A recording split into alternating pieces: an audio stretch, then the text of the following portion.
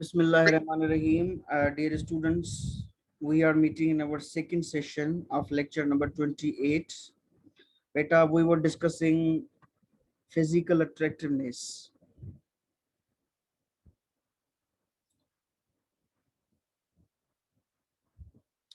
Number 8. Men typically offer wealth or status and seek youth and attractiveness. Women more often do the reverse. यानी कि बेटा मर्दों के पास क्या होता है और औरतों के पास क्या होता है। यहाँ पे बताया जा रहा है कि जो मर्द हजरात होते हैं उनके पास दो प्राइम चीजें होती हैं, एक दौलत और दूसरा स्टेटस। ये दोनों चीजें बेटा उसको और ज्यादा आप यूं समझें कि उसकी पॉसिबिलिटीज, उसकी चांसेस को बढ़ा देती हैं कि वो जिस तरह का मेट चाहेगा उस तरह का मेट उसको मिलेगा। कहते हैं ना बेटा, दौलत से इंसान कुछ भी खरीद सकता है। दौलत और स्टेटस दोनों चीजें उसको, आप यूं समझे मर्द की खूबसूरती इन दो चीजों में है, दौलत और स्टेटस। मर्द जो है वो ये दोनों चीजें देकर जवानी खरीद करता है, खूबसूरती खरीद करता है। Women more often do the reverse, और जो औरतें होती हैं वो यानी इसके बरक्स करती हैं, यानी दे offer the attractiveness and they value the wealth and status of man. Number 9, the asset matching process helps explain why beautiful young women often marry older men of higher social status. यानी कि बेटा asset matching process, ये जो हम पिछली session में discuss करके आए कि हम एक सोशल मार्केट में होते हैं और हम में से हर बंदे के पास एसेट्स होते हैं और उन एसेट्स की वैल्यू होती है मार्केट में, और फिर उन वैल्यू के हिसाब से आपकी कीमत बनती है। आया आप बहुत ही यानी हाईली वैल्यूड हैं या आप सस्ते किस्म के हैं। तो ये जो एसेट मैचिंग प्रोसेस है, इससे हमें पता चल जाता है या अंदाजा लग जाता है वाई ब्यूटीफुल यंग वुमेन, ये जो कम उम्र की खूबसूरत लड़कियां होती हैं, वो क्यों जो बड़ी उम्र के मर्द होते हैं लेकिन स्टेटस होता है उनका या उनके पास पैसा होता है, उनको क्यों चाहती हैं। इसका जवाब हमें एसेट मैचिंग प्रोसेस से पता चल जाता है कि उनके पास एसेट बहुत ज्यादा होते हैं, यानी स्टेटस होता है, पैसा होता है। बेटा कल मैंने एक वीडियो देखी थी जिसमें ये था कि पाकिस्तानी एक आलिम दीन है, उसने चौथी शादी की है। अब उसकी उम्र क्या थी, 50 साल, और उस लड़की की उम्र क्या थी, 30 साल, and she was most beautiful, very beautiful girl. अब 30 साल वाली ने 50 साल वाले, और वो भी यानी कि 20 साल खुद से ज्यादा, क्यों? आपका जवाब क्यों जो है वो ये बताता है उस बंदे का फाइनेंशियल बैकग्राउंड बहुत ज्यादा स्ट्रांग है, कारोबारी बंदा है, बिजनेसमैन है, अपनी गाड़ियां अपने बंगले हैं। तो जब ये चीजें होती हैं तो आपका वो जो एज डिफरेंस है ना, वो ऑटोमेटिकली छुप जाता है वहां पे। फिर लोगों को ये जो अक्सर औकात आपने सुना होगा ना, दूसरी शादी पे एतराज, वहां पे फिर वो एतराज भी खत्म हो जाता है। चलो यार पैसा है तो कोई मसला नहीं, दूसरी करता है, तीसरी करता है, वो फिर रिश्ता दे भी देते हैं।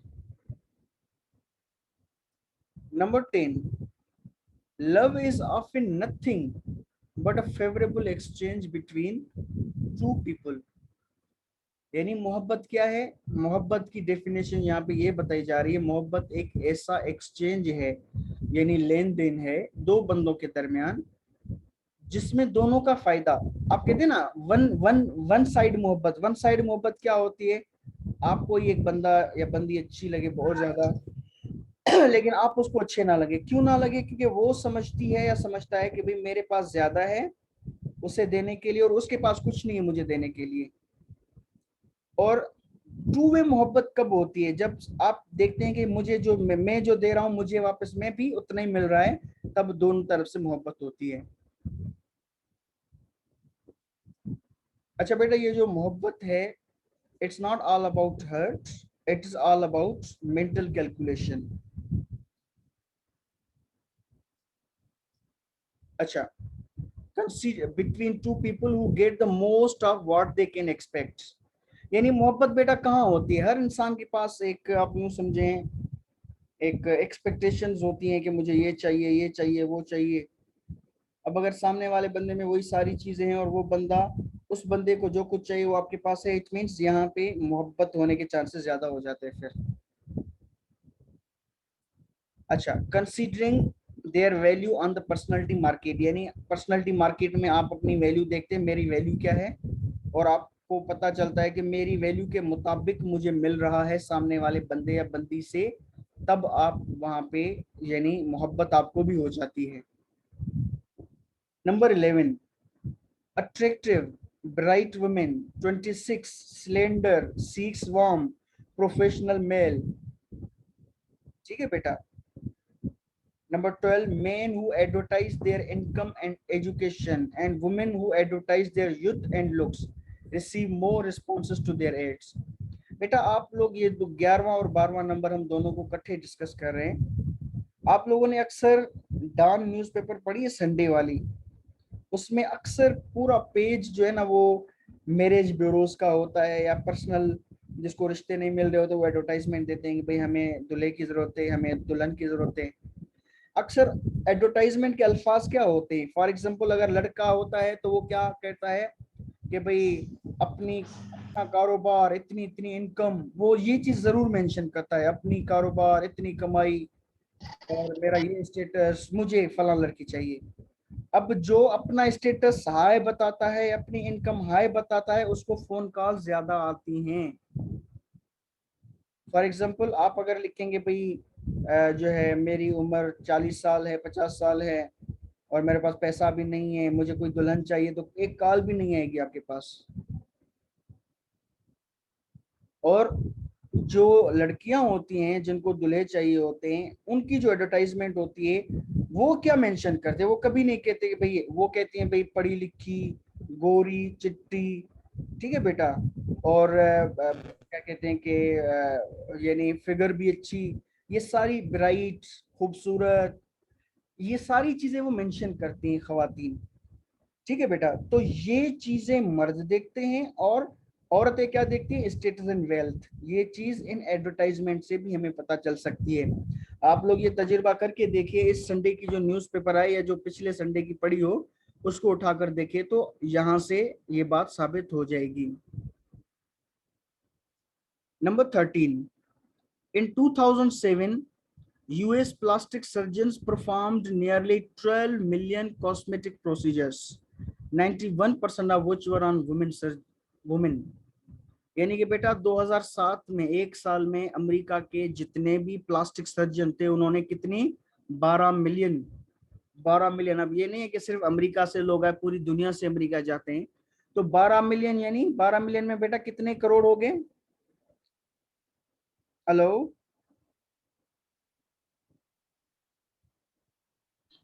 आई गेस 1 करोड़ 20 लाख। जी बेटा, 1 करोड़ 20 लाख। 1 मिलियन में 10 लाख होते हैं, तो 1 करोड़ 20 लाख टोटल लोगों ने कॉस्मेटिक सर्जरी कराई। उसमें मर्द कितने थे और औरतें कितने थी? 91%।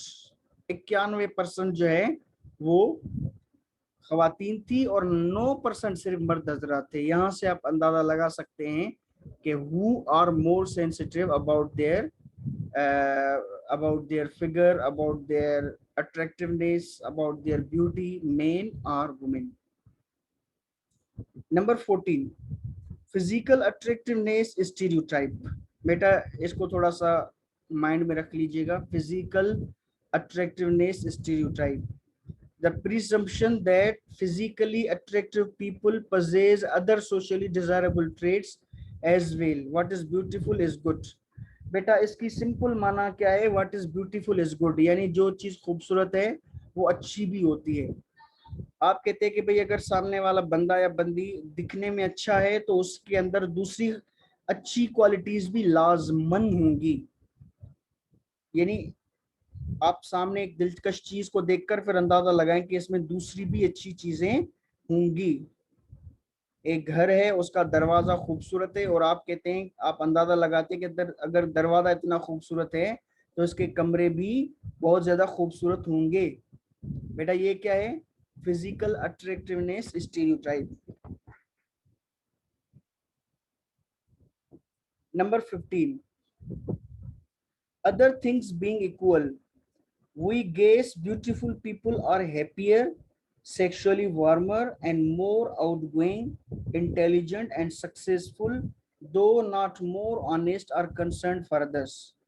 यानी कि बेटा जो खूबसूरत लोग हैं उन लोगों के बारे में ये बता रहा है कि ये गेस किया जा रहा है कि क्या जाता है कि दे आर हैप्पियर, यानी वो अक्सर आप लोग देखेंगे वो लोग हर वक्त जो है वो अच्छे मूड में होंगे, मुस्कुरा रहे होंगे, हशाश बशाश होंगे, happier, sexually warmer and more outgoing, outgoing यानी कि हर एक्टिविटी में इन्वॉल्व होना, हर एक्टिविटी में इन्वॉल्व होना, इंटेलिजेंट, वो दिमाग रखने वाले भी होते हैं, उनके फैसले बड़े यानी कैलकुलेटेड होते हैं, सक्सेसफुल और हर चीज में वो लोग कामयाब भी हो जाते हैं। अच्छा, ये है उनकी पॉजिटिव चीजें। और उनमें नेगेटिव चीजें, they are not more honest, यानी वो ईमानदार इतने नहीं होते, और कंसर्न फॉर अदर, और उनको दूसरों की परवाह नहीं होती। ये दो चीजें नेगेटिव होती हैं उनमें और बाकी 5 चीजें उनमें पॉजिटिव होती हैं, ये गेस किया जाता है। Number 16, is the beautiful is good stereotype accurate? यानी ये जो स्टीरियोटाइप हम ऊपर डिस्कस करके आए हैं कि ब्यूटीफुल इज गुड, क्या ये वाकई भी दुरुस्त है? इसका जवाब है there is some truth to the stereotype, यानी कुछ कुछ तो इसमें हकीकत भी है, यानी थोड़ी थोड़ी बात ये सही भी है। नंबर 17, अब उसका जवाब हम नीचे देंगे क्यों सही है। Attractive children and young adults are somewhat more relaxed, outgoing and socially polished. यानी जो अट्रैक्टिव बच्चे होते हैं और जो अडल्ट होते हैं, बड़े होते हैं, जवान होते हैं, खूब यानी अट्रैक्टिव, वो चाहे लड़के हो या लड़कियां, they are more relaxed, outgoing and socially polished, वो सोशली पॉलिश्ड ही होते हैं। अच्छा बेटा, अगर बच्चों की बात की जाए तो बच्चे क्यों यानी आउटगोइंग और सोशली पॉलिश्ड होते हैं, बड़ी एक्टिविटी होती है उन छोटे बच्चों में? क्योंकि बेटा वो चूंकि स्मार्ट होते हैं, क्यूट होते हैं, उस वजह से सारे के सारे आसपास के लोग उनको उठाते हैं, उनसे प्यार करते हैं। और बेटा ये है कि जिस बच्चे को ज्यादा प्यार मिलता है वो बच्चा उतना ही ज्यादा निखरता है, उतना ही ज्यादा इंटेलिजेंट होता है, उतना ही ज्यादा सोशली पॉलिश होता है। और वो बच्चा थोड़ा सा जो यानी कलर में डिम है, खूबसूरत नहीं है इतना, उसको बहुत ही कम उठाया जाता है, बहुत ही कम तवज्जो मिलती है उसको।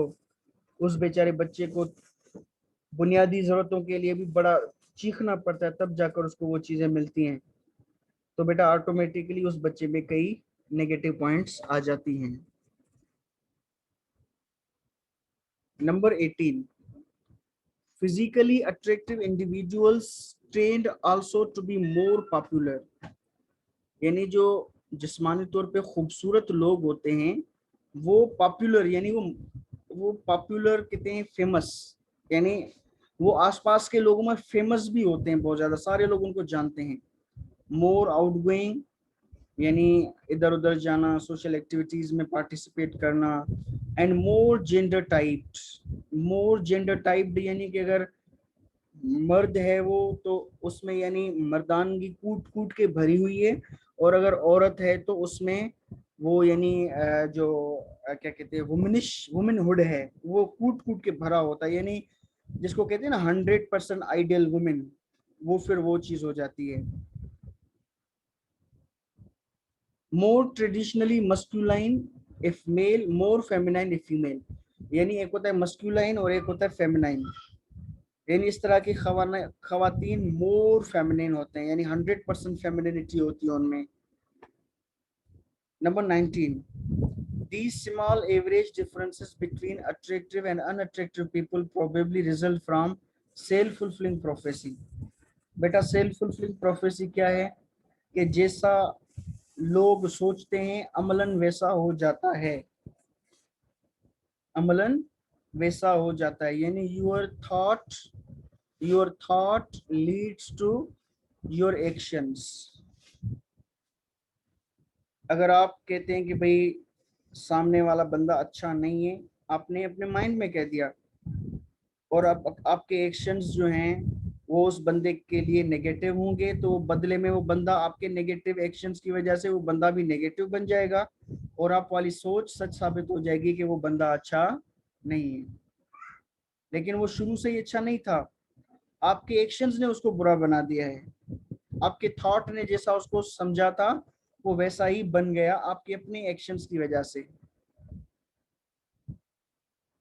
Number 20, attractive people are valued and favored, so many develop more social self confidence। यानी जो दिलकश लोग हैं उनको फेवर्स मिलती हैं, उनको वैल्यू किया जाता है, इसीलिए वो जो ज्यादातर अपना सेल्फ कॉन्फिडेंस जो है वो उनमें बहुत ज्यादा पाया जाता है। First impressions. नंबर 1, दो इंटरव्यूअर्स में deny it, attractiveness and grooming affect first impressions in job interviews। यानी कि बेटा जो इंटरव्यू लेने वाले हैं वो बेशक इस चीज को ना माने, लेकिन सामने वाले जो बैठे होते हैं कैंडिडेट, अगर वो अट्रैक्टिव हैं तो उनकी अट्रैक्टिवनेस जो है वो बहुत ज्यादा इम्पैक्ट डालेगी इंटरव्यू लेने वालों पर। ग्रूमिंग एंड अट्रैक्टिवनेस, अट्रैक्टिवनेस तो दिलकशी, ग्रूमिंग यानी उन बंदों ने अपने आप को कितना निखारा हुआ है, कितने स्किल सीखे हुए उन्होंने, चलने का स्किल, सुनने का स्किल, बात करने का अंदाज, ये चीजें उन्होंने आया सीखी हुई या नहीं सीखी हुई। Number 2, people rate new products more favorably when they are associated with attractive inventors। बेटा अक्सर औकात आपने देखा होगा कि ये जो शैम्पू होता है, साबुन होता है, या इस तरह की जो दूसरी प्रोडक्ट्स होती हैं, उनकी एडवर्टाइजमेंट करने के लिए अक्सर जो मॉडल्स चुने जाते हैं वो खूबसूरत होते हैं। खवातीन जो खूबसूरत होती हैं उनको चुना जाता है। ठीक है बेटा, तो वो चूंकि खूबसूरत होती हैं और खूबसूरती चीजों को खूबसूरत बना देती है। अब वो अगर फॉर एग्जांपल कोई शैम्पू उठा के खड़ी होती हैं कि भाई ये ही मुझे, मेरे बालों को इसने ऐसा ही किया है, अब आपकी यानी ये जो हमदर्दियां हैं वो सारी उस शैम्पू के साथ हो जाएंगी कि अच्छा हमें भी यही यही चाहिए। तो association matters. Number 3, some impressions help explain why attractive people and tall people have more prestigious jobs and make more money। और बेटा इसी इंप्रेशंस की वजह से ही हमें पता चलता है कि जो अट्रैक्टिव पीपल होते हैं वो क्यों उनको जल्दी नौकरियां मिल जाती हैं और उनके पास बहुत ज्यादा पैसा भी आ जाता है। अट्रैक्टिव एंड टॉल पीपल, और जो लंबे हैं कद में। Number 4, by that analysis what's crucial to your social skill is not how you look but how people treat you and how you feel about yourself। यानी ये भी एक बहुत बड़ा सोशल स्किल है कि लोग आपसे कैसे ट्रीट करते हैं। फॉर एग्जाम्पल मुझसे लोग कैसे ट्रीट करेंगे, ये मुझ पे ही डिपेंड करता है कि सामने वाले मुझसे कैसे ट्रीट करेंगे। And how you feel about your self, और आप अपने बारे में कैसे फील करते हैं, आया पॉजिटिव फील करते हैं, नेगेटिव फील करते हैं, ये चीज भी इम्पोर्टेंट है। Whether you accept yourself, like yourself and feel comfortable with yourself, आया आप जैसे हैं वैसे अपने आप को कबूल करते हैं, या आप अपना चेहरा ही नहीं देख पाते आईने में। लाइक योर सेल्फ, आप अपने आप को पसंद करते हैं, कंफर्टेबल विद योर सेल्फ, या आप अपने आप के साथ कंफर्टेबल होते हैं। अक्सर औकात बेटा आपने सुना होगा, अगर आप कोई नया सूट पहनते हैं तो पूछते रहते लोगों से, यार मैं कैसा दिख रहा हूँ, मैं कैसी दिख रही हूँ। जब आपको लोगों से पूछना पड़ जाए ना, it means you are not comfortable with yourself, you are not comfortable with your choices. Who is attractive, बेटा ये जो अट्रैक्टिव है इसका भी, इसके भी क्राइटेरिया होती है कि आप किस चीज को अट्रैक्टिव कहते हैं। फॉर एग्जाम्पल हमारे यहाँ ये होता है कि जो थिन, आप कहते हैं अक्सर औकात भाई ये जो खवातीन डाइट कर रही हैं वजन घटाने के लिए, क्यों? क्योंकि मर्द हजरात जो है वो पतली खवातीन को पसंद करते हैं, मोटी को नहीं पसंद करते। उनके नजदीक जो मोटी होती हैं वो खूबसूरत नहीं है। मोटापा यानी दिलकशी के का दुश्मन होता है। लेकिन अगर आप नाइजीरिया चले जाएंगे तो नाइजीरिया में उल्टा उल्टा उल्टा रिवाज है। वहां पे जो जितनी मोटी उसके वो उतनी दिलकश समझी जाती है। Number one, strictly speaking, attractiveness is whatever the people of any given place and time find attractive. This of course varies, यानी हर इलाके हर मुल्क के अपने अपने क्राइटेरिया होते हैं, अपने अपने पैमाने होते हैं अट्रैक्टिवनेस को जांचने के। Number two, for cultures with scarce resources and for poor or hungry people, plumpness seems attractiveness. Plumpness. Beta, what's the meaning of plumpness? Hello?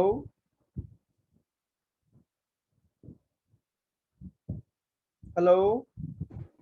Don't know sir, जी? अच्छा पता बेटा, नहीं है सर। बेटा प्लम्पनेस यानी जो जिस्म में भरा हुआ होता है ना बंदा या बंदी, उसको प्लम्प कहते हैं। तो वो कल्चर या वो इलाके जहाँ पे बेटा गुर्बत बहुत ज्यादा होती है, उन इलाकों में किसको खूबसूरत समझा जाता है? वो जो जिस्म में भरा हुआ होता है उनको खूबसूरत समझा जाता है। ठीक है बेटा। अच्छा, for cultures and individuals with abundant resources, लेकिन वो जो अमीर इलाके होते हैं, अमीर मुल्क होते हैं, beauty more of in equal slimness, वहां पे पतलेपन को ब्यूटी समझा जाता है। बेटा बात समझ में आ गई? किसको खूबसूरत समझा जाता है? जो गरीब इलाके हैं उनमें जो जिस्म में थोड़ा भारी भरकम होता है उसको ज्यादा खूबसूरत माना जाता है, और जो अमीर इलाके होते हैं, अमीर मुल्क होते हैं, अमीरों का कल्चर होता है, उसमें पतले लोगों को ज्यादा खूबसूरत माना जाता है। Number three, moreover attractiveness influences life outcomes less in cultures where relationships are based more on kinship or social arrangement than on personal choice। यानी कि बेटा हम ये पॉइंट हमारे सोसाइटीज पे लागू होती है जहाँ पे बच्चे के पैदा होते ही उसका रिश्ता किया जाता है, बचपन में मंगनियां की जाती हैं, और शादी दूल्हे दुल्हन को 2 दिन पहले पता चलता है कि मेरी शादी हो रही है। और कभी कभी दूल्हे बेचारे या दुल्हन बेचारी को तो शादी के बाद पता चलता है कि मेरा दूल्हा या मेरी दुल्हन कौन है, यानी शादी के बाद ही उसको देख पाते हैं। तो बेटा वहां पे ये अट्रैक्टिवनेस इतना मैटर नहीं करती क्योंकि आपके पास चॉइस ही नहीं होती।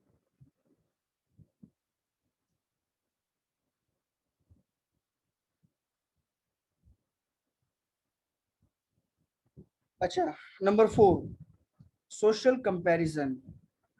What's attractive to you also depends on your comparison standards। यानी आपकी अपनी पर्सनल स्टैंडर्ड्स भी मैटर करते हैं कि आप किस चीज को खूबसूरत करार देते हैं। Number five, after viewing a super attractive person of the same gender, people rate themselves as being less attractive than after viewing a homely person। यानी कि बेटा आपका कंपैरिजन भी बड़ा मैटर करता है। फॉर एग्जाम्पल, आपने अगर बहुत ही हाई फाई बहुत ही हाई फाई अट्रैक्टिव बंदे को देख लिया या बंदी को देख लिया, अब आपके पास, यानी आप अगर इस तरह के अट्रैक्टिव थे या आपके पास जो बंदा या बंदी है वो भी अट्रैक्टिव था, लेकिन उसके मुकाबले में अब ये कम महसूस होना लग जाएगा। This is social comparison. लेकिन अगर आप किसी लेस अट्रैक्टिव को देखते हैं तो फिर उसके सामने आपको अपना आप अट्रैक्टिव फील होता है। यानी इसीलिए कहते हैं ना, आप हमेशा अपने से कम वालों के साथ इंटरेक्ट करें। जितना आप अपने से कम वाले लोगों के साथ इंटरेक्ट करेंगे, उनके साथ अपने आप को कंपेयर करेंगे, उतना आप खुश रहेंगे। अच्छा, number six, this appears specially true for women. यानी ये औरतों के लिए तो बहुत ज्यादा इन पे लागू होता है। यानी फॉर एग्जांपल, वो बहुत अच्छा, कोई खातून बहुत अच्छा सूट लेकर आती है, लेकिन शादी पे गई, अच्छा उसको अपना सूट बहुत दिलकश और बहुत अट्रैक्टिव लग रहा है, लेकिन वो किसी शादी पे गई और वहां पे देखा कि भाई दूसरी खवातीन के पास तो मुझसे भी अच्छा सूट है, अब उसको अपने वाला अट्रैक्टिव नहीं लगेगा। Number 7, seeing other fit and attractive women tends to damage satisfaction with one's own body. यानी जब कोई देखती है कि भाई जो दूसरी खवातीन है वो फिट हैं, अट्रैक्टिव हैं, लेकिन मैं ऐसी नहीं हूँ, तो फिर उसकी अपनी सेटिस्फेक्शन खत्म हो जाती है. And being dissatisfied with one's body makes one especially sensitive to and deflated by exposure to super attractive women. यानी कि बेटा जब आप डिससेटिस्फाइड होते हैं तो ये जो सुपर अट्रैक्टिव वुमेन होती हैं, फिर अगर वो आपके सामने आ जाएं तो आप और ज्यादा डिफ्लेट हो जाते हैं.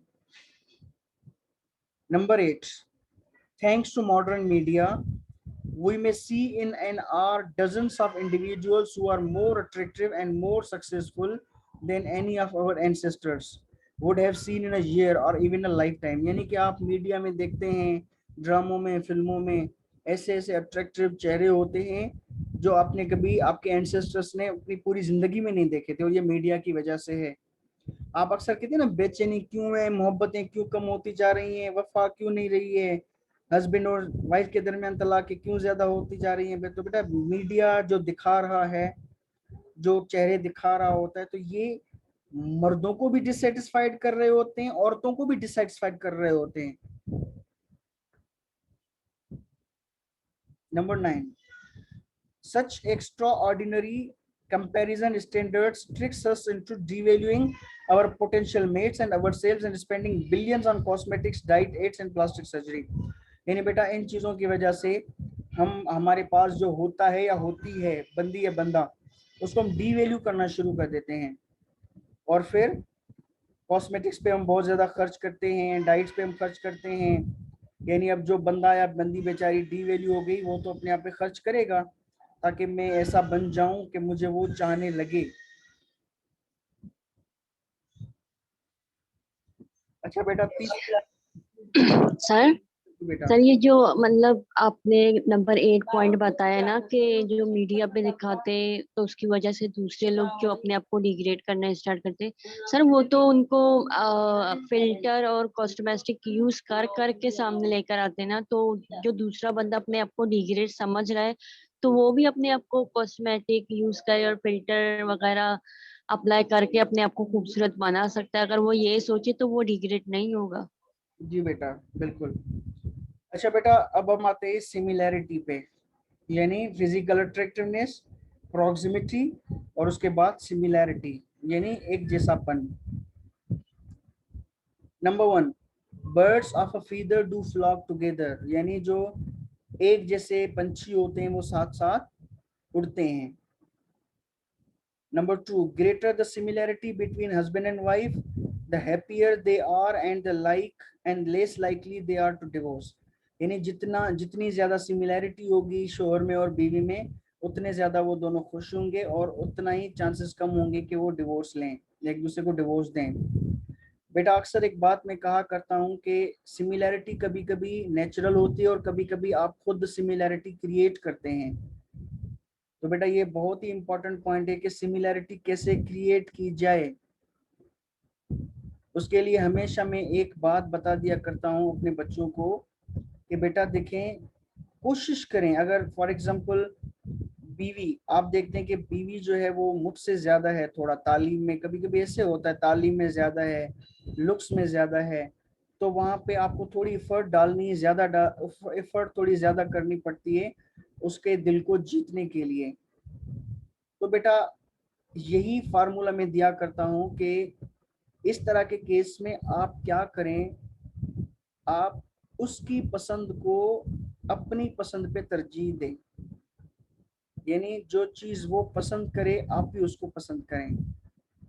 ये कभी ना हो कि जिस चीज को वो पसंद करे आप उसे नापसंद करना शुरू कर दें, और जिस चीज को वो नापसंद करे आप भी उस चीज को नापसंद करें. ऐसा नहीं है कि आप उसको पसंद करना शुरू कर दें. तो ये चीज आप दोनों को सिमिलर कर सकती है, यानी मैं और तुम ये दोनों खत्म हो जाएंगे, फिर हम बन जाएंगे. हम जब बन जाएंगे तो सिमिलैरिटी क्रिएट हो जाएगी. ठीक है बेटा. तो अगर बीवी है बेटा, हमारा जो मुआशरा है वहां पे तो मर्द हजरात से ये एक्सपेक्टेशन नहीं की जा सकती कि वो पसंद और नापसंद का ख्याल रखेंगे, बल्कि औरतों को ये ज्यादा कहा जाता है कि बेटा आप अपने मियाँ की पसंद और नापसंद का ख्याल रखें। तो लड़कियों को भी इस चीज़ का ख्याल रखना चाहिए कि उनके मियाँ जो हैं उनकी पसंद क्या है, उनकी नापसंद क्या है। तो बेटा इस एक चीज से भी सिमिलैरिटी क्रिएट की जा सकती है, पसंद और नापसंद। जो उसकी पसंद वो मेरी पसंद, जो उसकी नापसंद वो मेरी नापसंद। लेकिन हम क्या कर रहे होते हैं, हम उल्टा सिस्टम कर रहे होते हैं। मेरी ख्वाहिश ये होती है कि जो मेरी पसंद है मेरी बीवी भी उस चीज को ही पसंद करे, और मेरी ये ख्वाहिश होती है कि जो चीज मुझे नापसंद है मेरी बीवी भी उसको ही नापसंद करती है। तो ऐसे तो सिमिलैरिटी क्रिएट नहीं होगी। अगर आपको टेलीविजन नापसंद है लेकिन आपकी बीवी को पसंद है, अब आप क्या करेंगे, जंग करेंगे? नहीं। आपका आपकी जिम्मेदारी है, अब ये जो सुनने वाला है वो चाहे लड़की हो वो चाहे लड़का, आपकी जिम्मेदारी है कि आप जो है वो अपनी वाली बात हटाकर उसकी बात को तरजीह दें। यानी कि अगर आप नापसंद करते हैं तो उसकी वजह से आप उसको भी पसंद करना शुरू कर दें। This will create similarity. Number 3, the more similar someone's attitudes are to your own, the more likable you will find the person। यानी जितना सामने वाले बंदे के एटीट्यूड्स आपके एटीट्यूड्स की तरह होंगे, यानी दोनों के रवैये एक जैसे होंगे, उतना ही आप एक दूसरे को लाइक करेंगे। मिसाल के तौर पर आप कहते हैं कि भाई बच्चे को डांटना नहीं चाहिए, और आपकी बीवी कहती है हाँ मेरा भी यही राय है कि बच्चे को डांटना नहीं चाहिए। अब दोनों की अगर एक राय हो गई तो यानी एक दूसरे को वो लाइक करना पसंद शुरू कर देंगे, वहां पे कोई प्रॉब्लम नहीं होंगे। Number 4, the desire for similar mates far outweighed the desire for beautiful mates। यानी कि बेटा इनको कंपेयर किया जाए कि भाई यानी अट्रैक्टिवनेस ज्यादा इंपॉर्टेंट है या सिमिलैरिटी ज्यादा इंपॉर्टेंस है, तो बेटा लॉन्ग रिलेशनशिप हमेशा सिमिलैरिटी की बुनियाद पे चलती है। यानी जब आप सिमिलैरिटी को देखते हैं और सिमिलैरिटी क्रिएट करते हैं तो वो रिलेशनशिप लॉन्ग चलती है एज कंपेयर टू उस रिलेशनशिप के जो कि सिर्फ ब्यूटी जो है अट्रैक्टिवनेस के बुनियाद पर है। Number 5, attractive people sought attractive mates. यानी जो खूबसूरत लोग होते हैं वो खूबसूरत मियाँ बीवी ही चाहते हैं। Number 6, wealthy people wanted mates with money. जो दौलतमंद हैं वो हमेशा अपने हमपला लोग ही चाहते हैं। Number 7, family oriented people desired family oriented mates. For example अगर आपने कोई लड़की पसंद की है तो आपका खानदान आपसे पूछता है कि हाँ भाई बताओ कौन है लड़की, उसके माँ बाप क्या करते हैं, क्या वो लोग खानदानी लोग हैं या नहीं। अगर आप कहते हैं नहीं वो नहीं है, खानदान उनका है ही नहीं, वो बस लड़की अकेले रहती है, तो आपके माँ बाप कहते हैं नहीं हमें ऐसा रिश्ता नहीं चाहिए। तो खानदानी लोग खानदानी लोगों में ही रिश्ता करते हैं। Number 8, attitude alignment. Attitude alignment क्या है बेटा, दोनों के एटीट्यूड्स एक डायरेक्शन में हों, एक जैसे हों। Helps promote and sustain close relationship. जब आप अपने एटीट्यूड को मैच करते हैं, आप अपने एटीट्यूड्स आप सामने वाले बंदी या बंदे के हिसाब से रखते हैं, तो आपकी रिलेशनशिप बहुत ज्यादा क्लोज हो जाती है। A phenomenon that can lead partners to overestimate their attitude similarities। ठीक है बेटा, last slide. Number 9, dissimilarity breeds dislike.